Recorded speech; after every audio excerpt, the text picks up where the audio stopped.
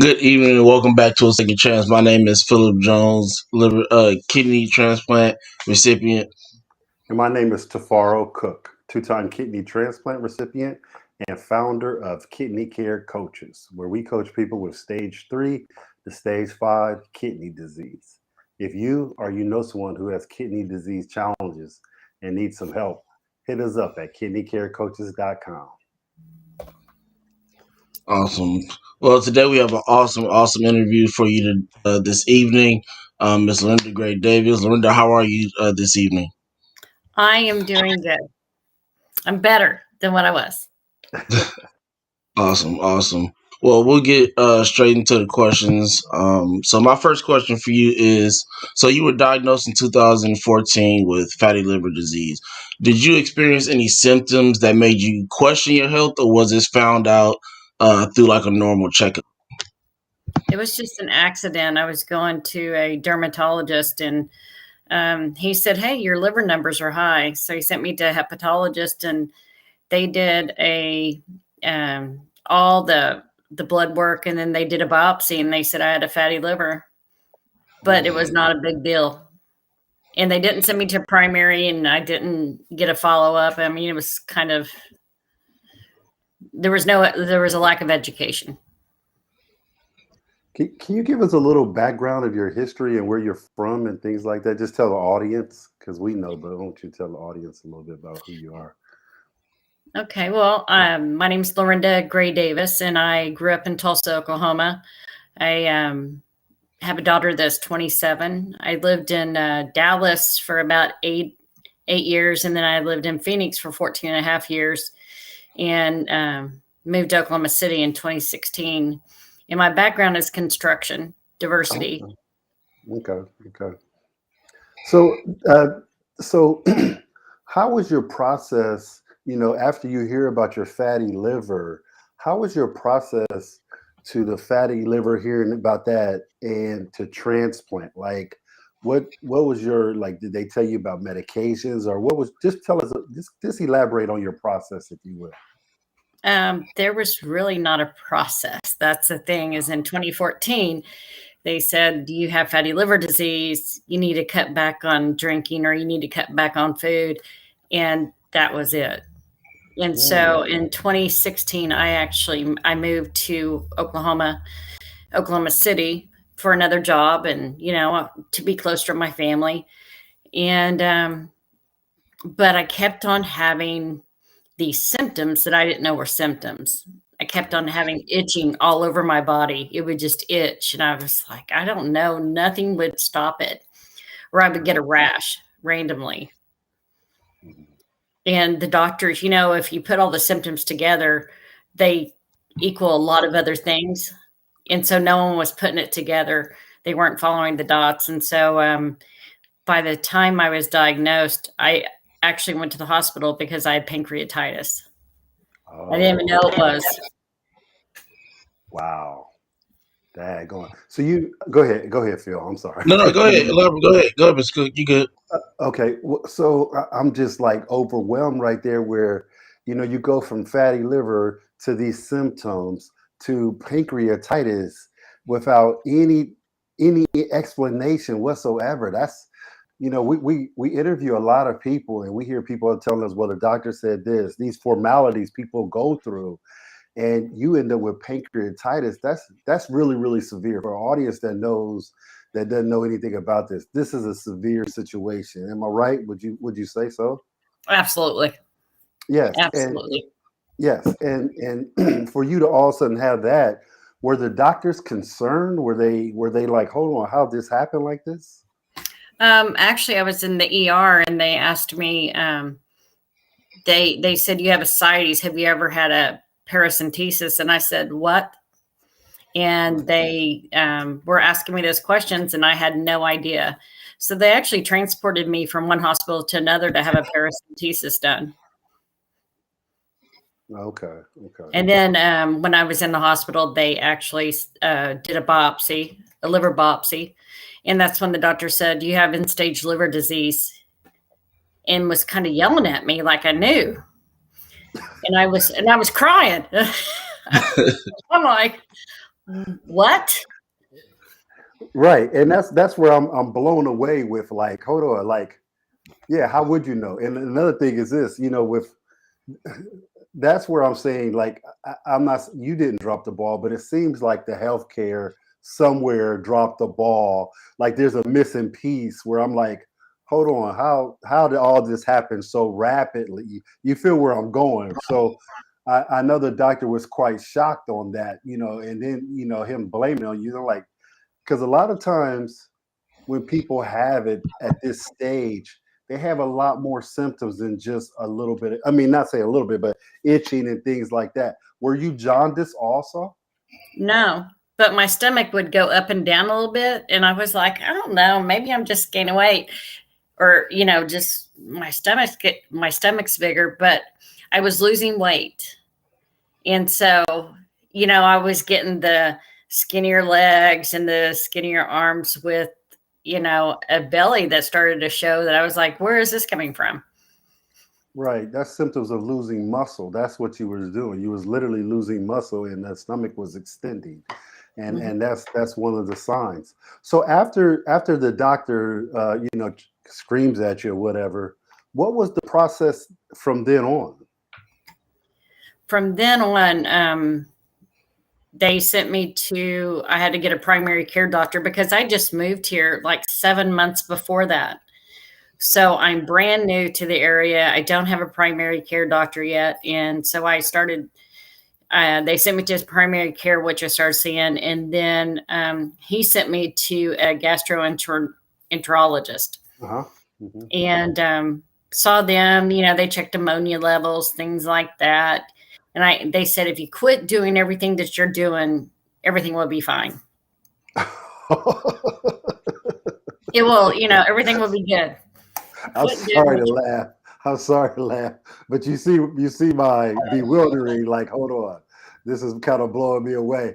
That that your healthcare providers is telling you stuff like this. Yeah, Wow. absolutely. I was blown away. And this was you say 2016? Yes. No, 2017. Well, the challenge I have right there is there's a lot of information out there by 2017. Then we should be telling the person, stop what you're doing, and it'll all go away. Wow, the misinformation is kind of blowing me away. That's though I'm just kind of startled by the misinformation. I'm sorry. Oh, no, I'm with you on that. I feel it. Yeah, there's a big problem with misinformation and lack of education. Right. And by health providers as well. They should be the ones educating people, telling you what's going on and your next steps. I kind of apologize that you had to figure this out before even them. You know what I'm saying? Like, wow, you had to do homework and learn all what was going on. Eh, Wow, I'm kind of blown away. Phil, go ahead, Phil. Go ahead, because you know me, I can ask questions all day. So when you were admitted into the transplant institute, you were admitted, and they performed a trace procedure on that. Can you explain to everybody what that procedure entails? So yes. So after my diagnosis of end-stage liver disease, I actually went to the transplant center, and they wanted to check me, and they did my blood workup and things like that, and they were like, come back in a year because we think you're going to turn it around. We think that you're on the right track. And this was in June, and I went back to work on my birthday, and that was June 19th, Juneteenth. So went back to work, and by July 31st, I was sick and went to the ER. The primary care sent me to the ER, and then they told me at that time, the doctor came in, and I just remember bits and pieces because my aunt took me, my fever was high, they put me in ICU, and the chaplain kept coming by to see me. And I kept on thinking, well, why is he coming by? I mean, is he bored? I don't know. That's what I'm thinking in my mind. Is he bored? He Sorry comes to by, laugh. and then the doctor comes in. He says, you have inoperable liver cancer and you need a transplant or you're going to die, and turns around and walks out. Wow.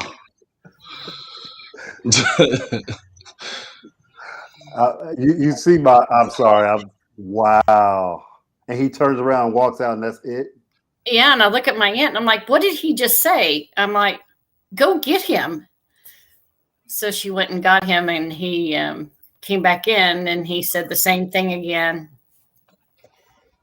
And Man. of course, I was devastated. And so in that process, so I needed a liver transplant. Well, I talked to them about the liver transplant, and I had to get rid of the cancer before I could even get on the list to get transplanted.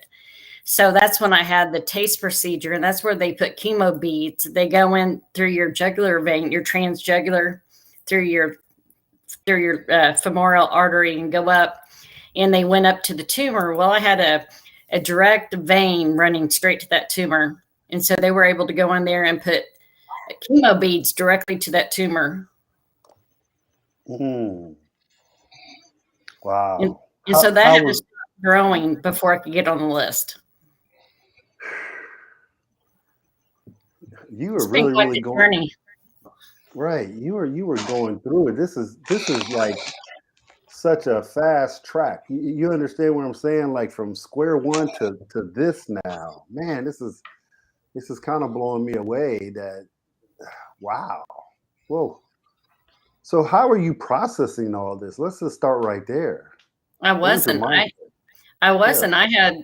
I had encephalopathy. I had the hepatic encephalopathy. So if you think about it, for viewers out there, when you hear about a football player that gets CE, cranial encephalopathy, that's from injury to the brain. Right. Hepatic encephalopathy is injury to the liver. And so I was having to take some medicine, which is not very good. And anyone with liver disease would tell you.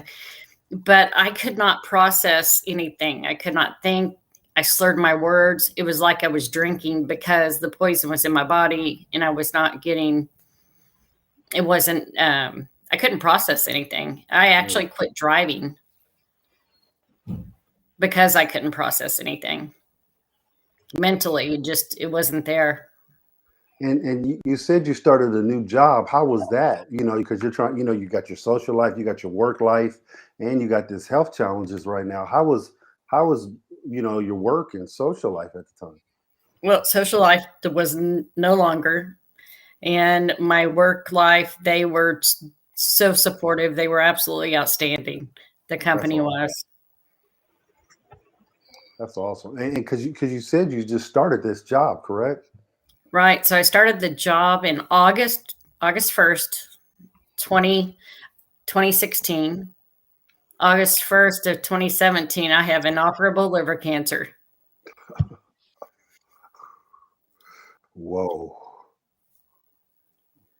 And then, so I had the TACE procedure. We stopped the cancer from growing. And so I was able to make the transplant list. But something they don't tell you about on the transplant list is that you have to go see a dentist. Mm-hmm. And so when you have to see a dentist and you have a blood clotting problem because of your injury, then if they touch you, you tend to start bleeding, and then they can't stop it. And then they kind of go into a little freak out because they don't know what to do. They're like, hey, we can't stop this bleeding.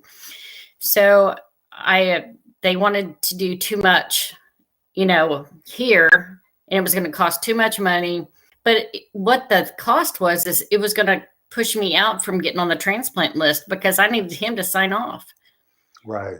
And so I said, take them all out. And he said, what? And I said, take them all out. I need to get on the transplant list, and I need you to sign off on this. And that's what I did. And my hepatologist said, you did what? I'm like, you did what? Well, I still smile. Well, what's amazing is you had to put the first things first. Like, look, I got to get a liver. Then, I could take care of these things afterwards. And so I commend you for doing something like that, man. Wow. Your story is, we interview people every week with transplants and stuff. And, I have a crazy story, Phil, as well. And I'm kind of blown away by what you're telling me right now. Wow. Wow, man. So after you got him signed off, then what? And then it was basically waiting.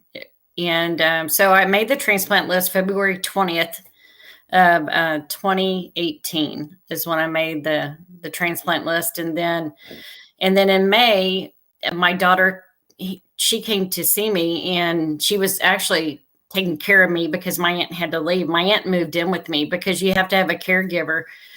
And that is, like to call it care partner, but I had to have that. And so my daughter was here, and she went to take me to get a paracentesis. And I remember nothing after they stuck the needle in my stomach. I remember nothing. And my daughter said, "Mom, you were saying, hey, tell my daughter when I get back that I'll be right here." And I was telling her that. I didn't know my name. I didn't know anything.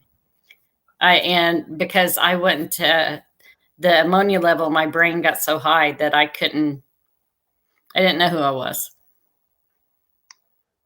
Wow, man. Phil, I'll keep it real. This is one of those stories where we should just let her talk from the beginning.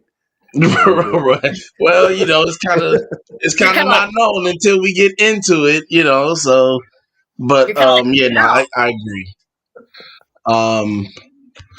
Did you ask your question, Mr. Cook? I'm kind of, we get so engaged in conversation, I lose track sometimes. I'm just going off what I'm blown away with all my other questions out the window because of the story is so overwhelming. From the doctors telling her the lack of information, I should say, Right. to all the stuff she had to go through just to get on the liver transplant list, and all the obstacles. People don't even know. And that's what I get very concerned about, is people not knowing what's expected, because I went in blind. And right. everyone goes into transplant not knowing. They know about organ donation. They've heard about transplant, but you don't know until you're there. Exactly. And to hear such a compelling story, and I'm sitting here talking to you. I'm like, am I talking to the right person? She went through all this, and I can only imagine, like you said, I wasn't processing. You're just going through step by step just to get to where you needed to go. So after you get on the transplant list, you go through this. When did you get the call to say, hey, I have you're ready for the transplant? Well, it was, you have to be sick. It's one of those balancing acts. And I promise I got so frustrated hearing balancing act through the whole process, because it is, but it's very frustrating as a patient to hear that, because you got to be sick, but you can't be too sick. Right. And so I actually, it was July when I received the first call, was in July, and went up, and they get, I have to do the testing. So I walk into the hospital, and they're prepared to give me a liver, and I go through the testing, and then the doctor comes in and says, you know what, we're going to wait, and we're going to see what, the liver's not here yet. They were getting ready to take me down, and the liver was not viable. So I did not get my transplant. This is the biggest thing that I just do not like in transplant, that they call it a dry run.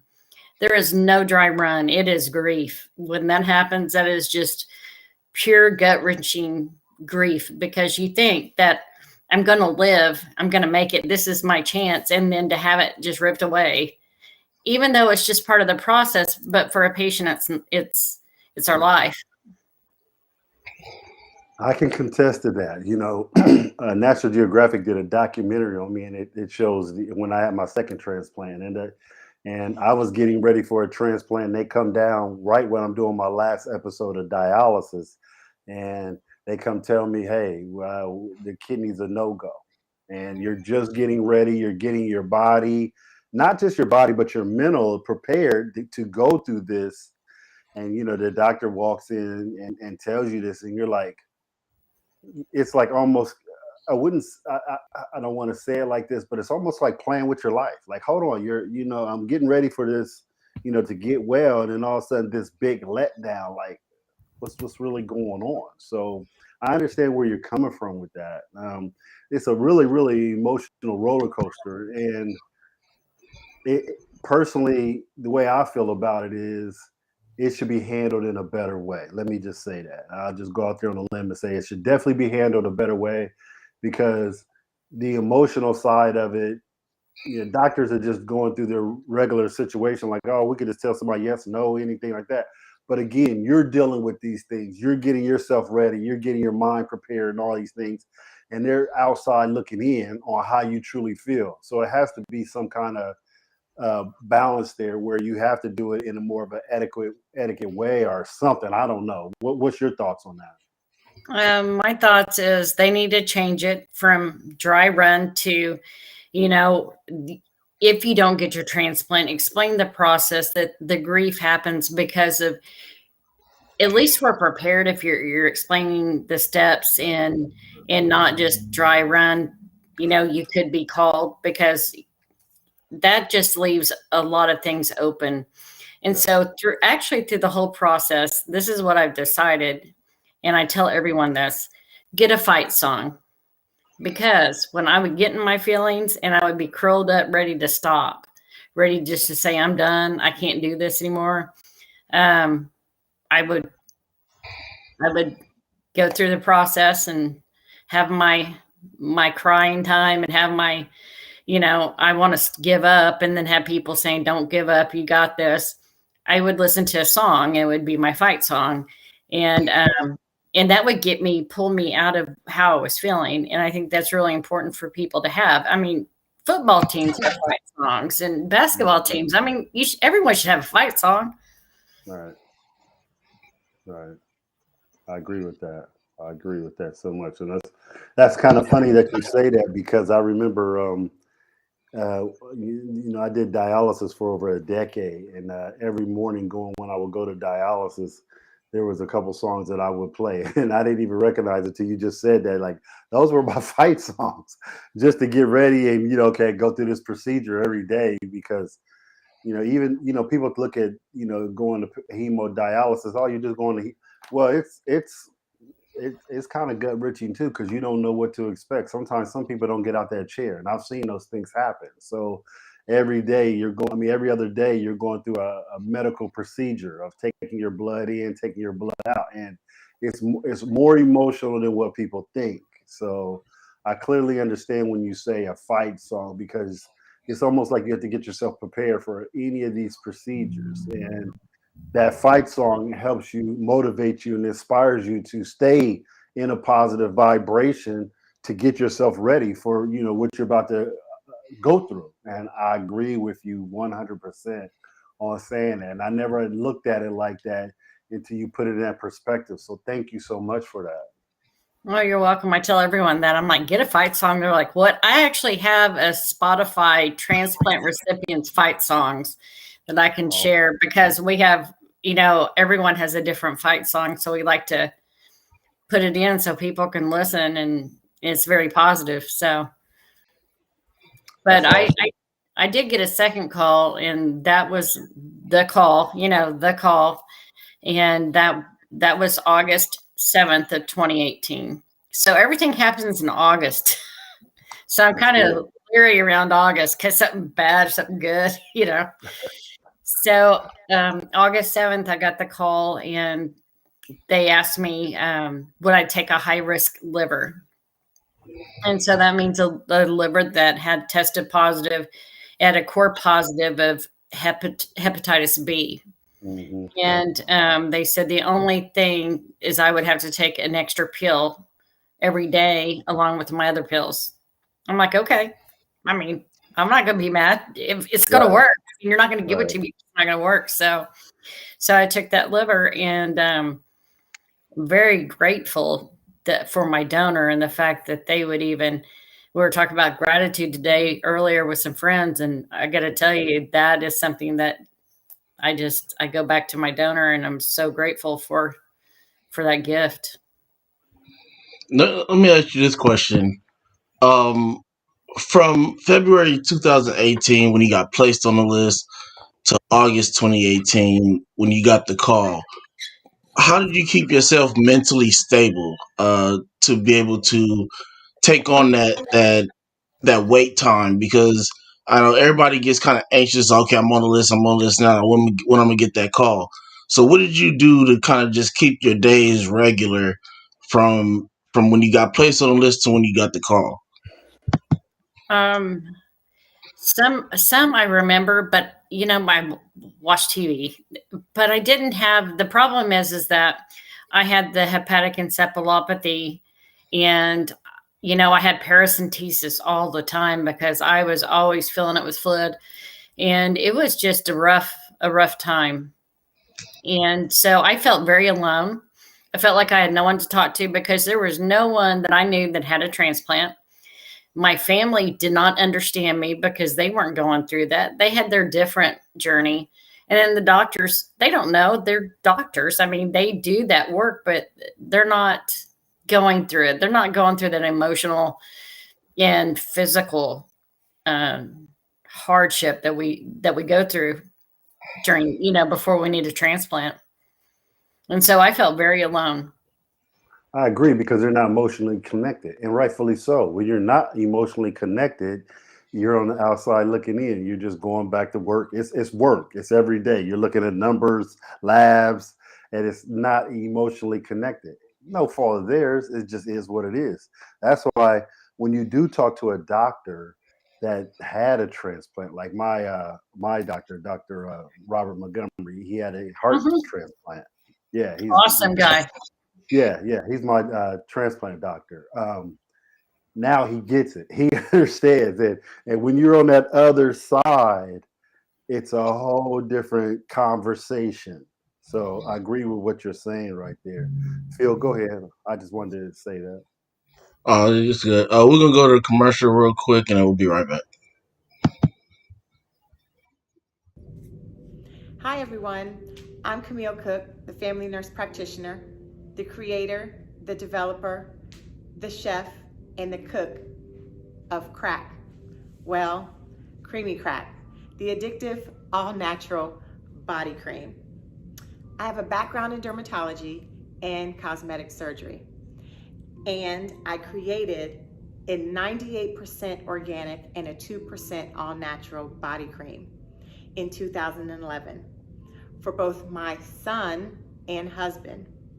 My son, who suffered from the irritating symptoms of eczema, and my husband, who was a 2-time kidney transplant survivor and who was on kidney dialysis for over 10 years. They both suffered from the dry, itchy, scaly, and flaky skin. And as a mom and a wife, and with a background in dermatology as a nurse practitioner, I couldn't stand back and see them suffer any longer. So I got into the kitchen and started cooking crack. Well, Creamy Crack again, the all-natural body cream. It moisturizes, it replenishes, it restores, it heals and protects your largest organ. You got it, your skin. I have been able to make such a difference in the lives of those people who suffer from the irritating symptoms of being on kidney dialysis or who are awaiting a kidney transplant, and also for those who suffer from eczema. Those people or individuals have suffered way too long and tried too many things to help their skin come back to life. I am so honored and grateful for you to try this all-natural body cream. Again, that's going to help you look and feel better with your skin. Creamy Crack can be found on all social media platforms at Creamy Crack Body Cream, or can be purchased at creamycrackbodycream.com. I look forward to serving you, sharing with you, and making an impact in your life. I hope you'll go out and try Creamy Crack, the addictive, all-natural body cream. Thank you.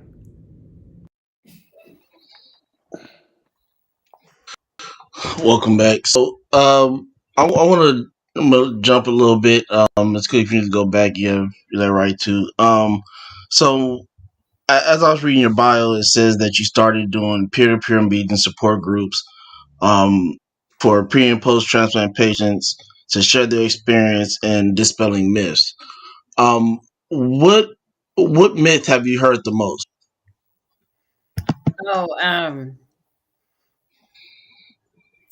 you know, since I've been through it, I haven't heard any, but it's other people that come in and they think a lot of transplant patients think that someone has to die for them to get their transplant. And I'm like, that's not how that is.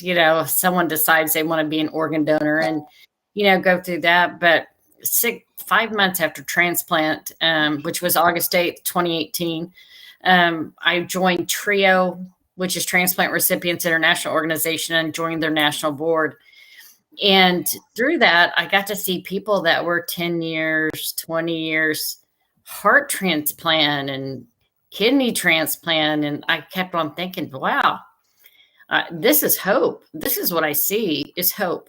When I get to see people that have had a transplant, that's it. And the pandemic hit, and I thought, well, we can do something else.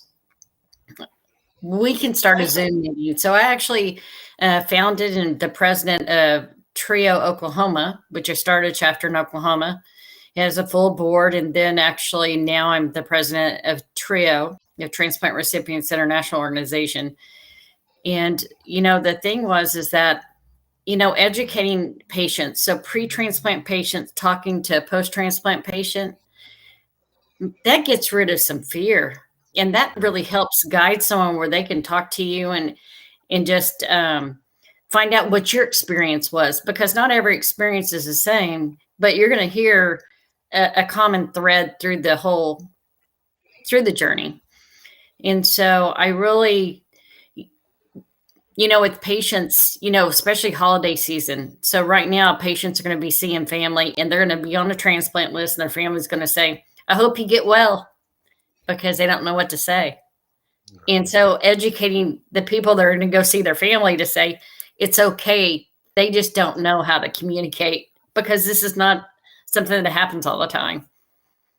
That's things that we talk about. I totally agree with that. And like you said, just giving them the education and opening up the communication lines. That's big, where people feel free to ask the questions that you're, that's in the back that you're, kind of hesitant to ask. Ask me those questions and open up those lines of communication, because sometimes when you open up those lines of communication, somebody else might be going through something else, and then you never know, somebody might step up and say, hey, well, I want to donate to this. I feel compelled to help you, because you never know how you get compelled to all of a sudden help. God works in mysterious ways. So that's why. But the first thing we have to have is opening up the communication lines. And I agree totally with what you just said right there. We've been doing this for 2.5 years, and I can tell you that everyone went to webinars and they went to talking to you, and you didn't have a chance to communicate. And that's one thing that we've been doing the whole time, is talking to patients. And so we watch people get transplants that call in from their ICU room to say, hey, I got my transplant. They call in from the hospital, hey, I need to talk to people, because we have an amazing group of all organ types, all ethnicities, and we're all talking about one common thing, and that's staying alive and being healthy. And how do I help you? And do you need to talk? You can call me anytime. You can pick up that 1,000-pound phone when you know someone, even if it's on Zoom. If you're having that connection, you're not afraid to call or to ask those questions. Correct. I agree with you totally. And sometimes our journey, especially our journey that we go through, compels us to step up and want to help others. Just like you went through this. I'm blown away that they gave you the lack of information. So you were like, hold on, you give me this lack of information. Okay, I know there's others going through this. Same way with me with kidney disease.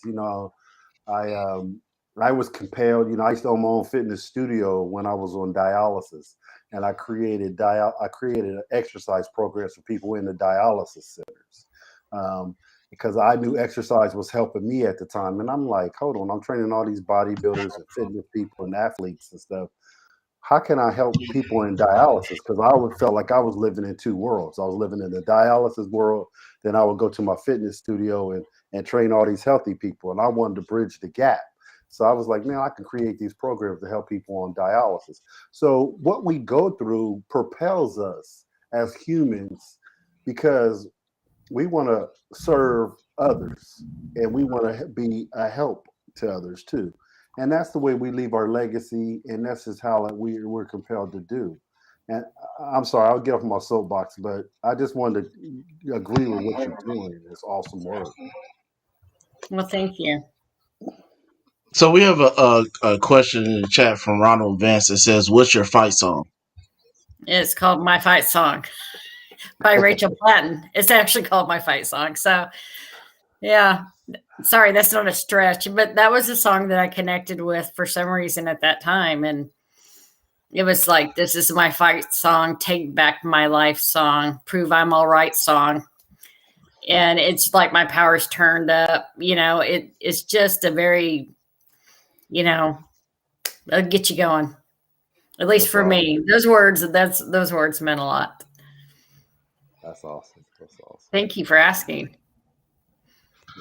So my question, this is my last question. I know Ms. Cook got probably about 18 more questions over there, but my last question is, what made you go down the path of becoming an advocate for transplantation, and when exactly did that journey begin?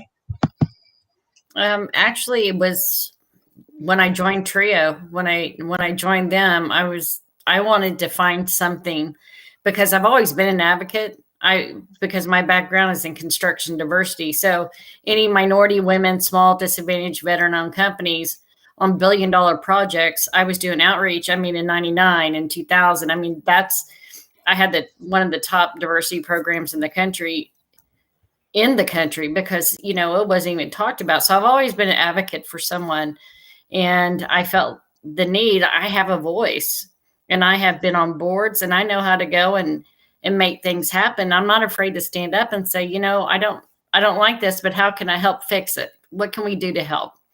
And that's always what I've said is, if I'm going to complain, I need to bring something to the table saying, here's something that I think will work, and see what happens. That's pretty awesome, man. That's great. How was your recovery after your transplant? How'd you recover? How'd you feel? Just elaborate on that. So I had to go back into emergency surgery 4 days after transplant because I was hemorrhaging. And that's the most pain I've ever felt in my entire life, is just that right before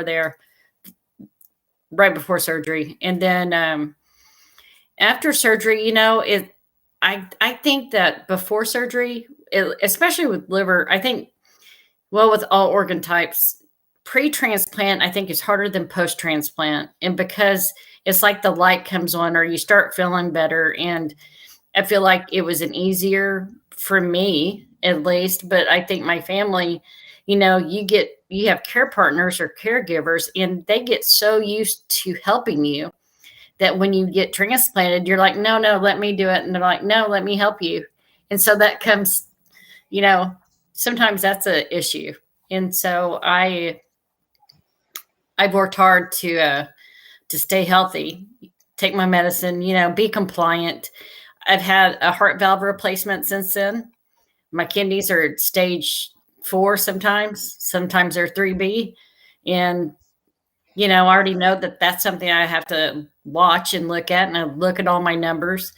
One of my biggest things that I'd like to have changed is to have a repository of information for people, so they can go to one place and then click on the links to wherever they need to go, but at least direct them to updated current information, because people read things and it's, it was 2006 or 2009. And then So someone is getting the wrong information, and now they're scared to even go to the doctor or say anything because they're afraid that that will impact the waiting list or them getting a transplant.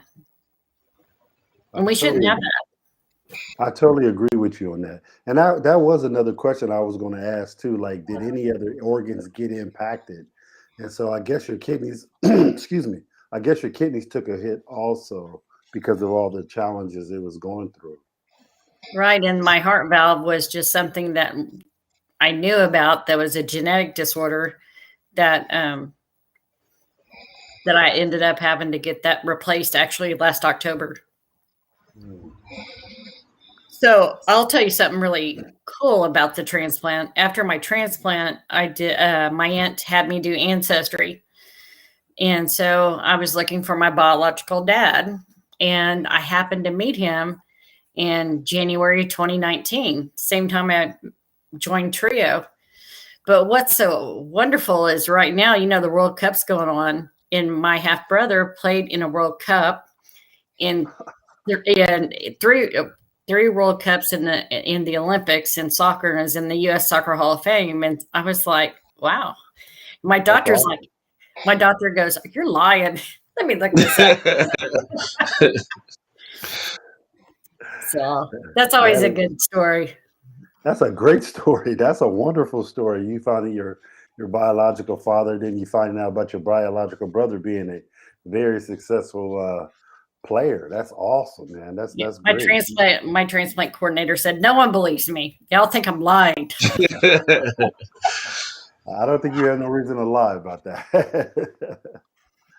Are you still at the job that you are now that you were with? No, I'm not. Not because of all the things that happened. You know, you have that year long, and then I had the heart valve and kidneys, and so I just I volunteer. Okay. But overall, your health is pretty good now, though, correct? It's getting better. Yes, it is. That's awesome. So, awesome. What are some of the things you're doing for your kidneys to keep them going good? Diet. And I say that because we have a dietitian that sits in on our meetings every week on Thursday, and she's actually the transplant center's dietitian. And she sits on there because her husband had a kidney transplant 30 years ago.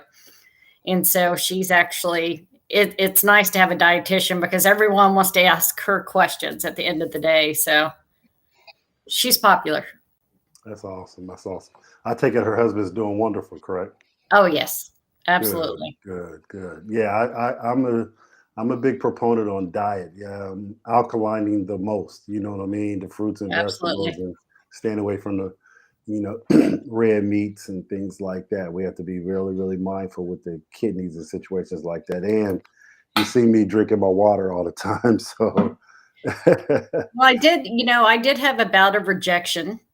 That does happen. And, in my mind, before transplant, I thought, is it the organ going to just jump out of my body and run away, or do I just die? I mean, what happens? And because you don't know, you just hear that.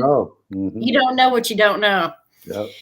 And so when they told me I had rejection, chronic, they said we can control it with steroids and all that great stuff. And then, of course, I don't say that nicely with great stuff. Right. But an acute is acute. You have to go back in for a transplant or whatever that looks like. But, it was nice to be able to face it and know what I was prepared for. And then, of course, I received my vaccines. I've been doing what I'm supposed to do because I don't want them to come back and ever say, "Hey, you didn't do this." And I want to make sure that when I'm talking to other patients and other people going through it, this is what I've had to do. And so they kind of know the process. Right. and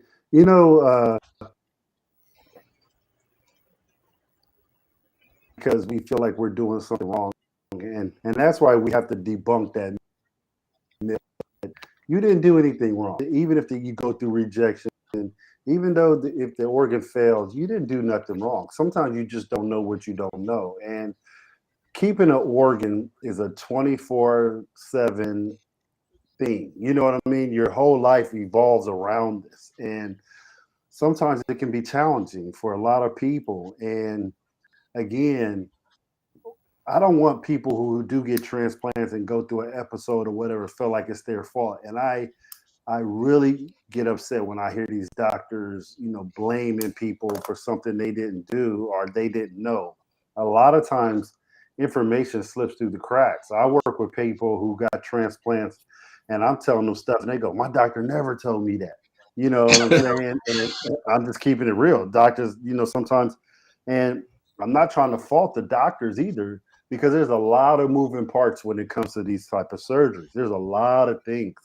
Sometimes this information gets lost in the fray.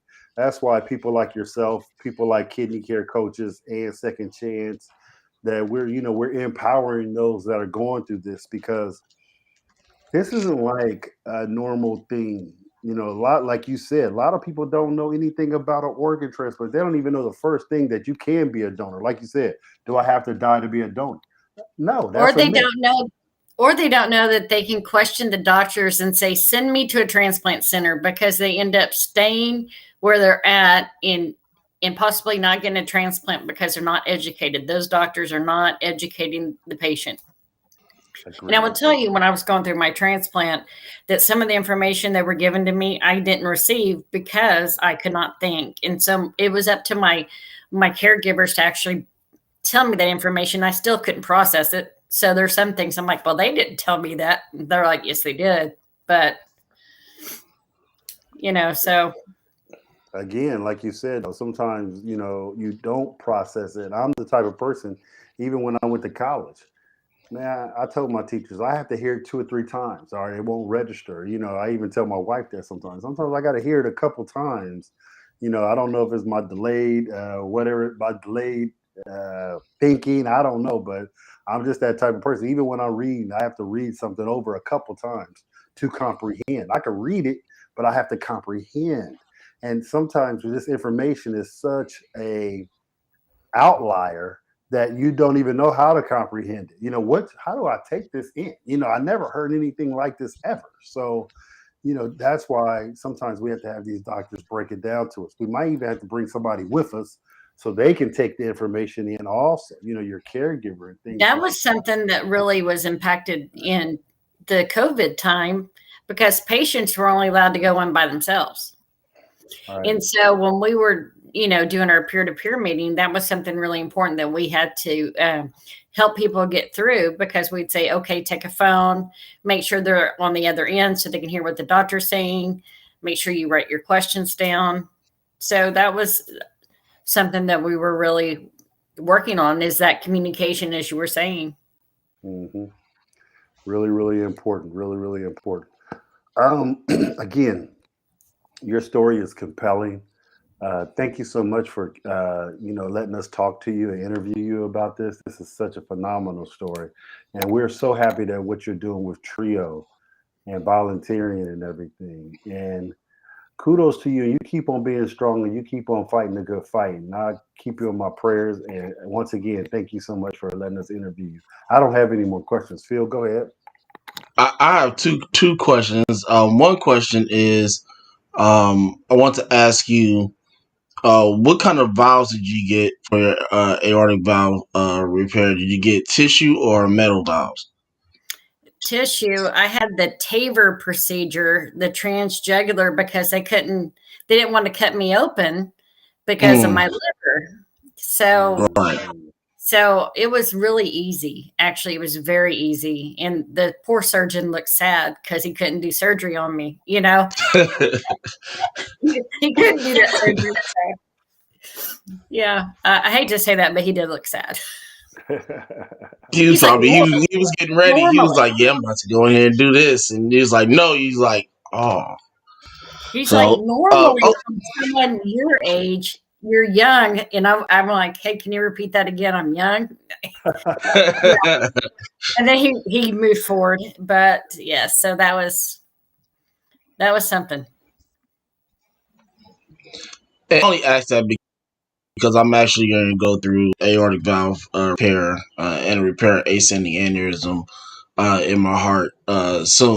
But my last question for you is, what is for you to tell the person that's just finding out that they're dealing with organ failure, or just some kind of traumatic episode in their life? What do you tell them to kind of put them at ease, or not necessarily at ease, but to kind of get them their mental mind together to be able to push forward and fight whatever fight they have in front of them? Well, I like to tell them that they're not alone, because I felt alone. And so my main thing is, you are not alone, and we're here to help you. And that's why I'm trying to get our peer-to-peer meeting out there, because I think there's patients out there that just don't know that you exist, or I exist, or, they're sitting out there and they don't know how to get to us. And so I think the more we can put information out there where the patients aren't scared to log on and afraid that they're going to be judged by, I mean, no matter what happens, when you're at the doctor's office, you always feel like you're under a spotlight and you're being judged. And I know that's not the case, but it's kind of, it's kind of there. And so that's I think it's important to have something that is not hospital related, not directly with the hospital, because I can't talk like I can talk to patients. And it needs to be something that, patients can go and just have a conversation. I agree. And be able to talk and be able to say that I'm scared and I don't know what to do. I agree. So again, Lorrinda, we definitely appreciate your time. Your awesome story. Like Ms. Cook says, you can line 20 transplant patients up and you're gonna get a different story every time. Everybody's story is unique in their own way.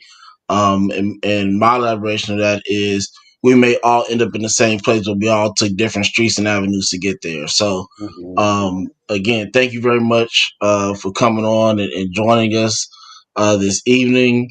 We'll be back on Wednesday for our Thanksgiving donor tribute panel, and we'll see you all Wednesday night. Have a great night.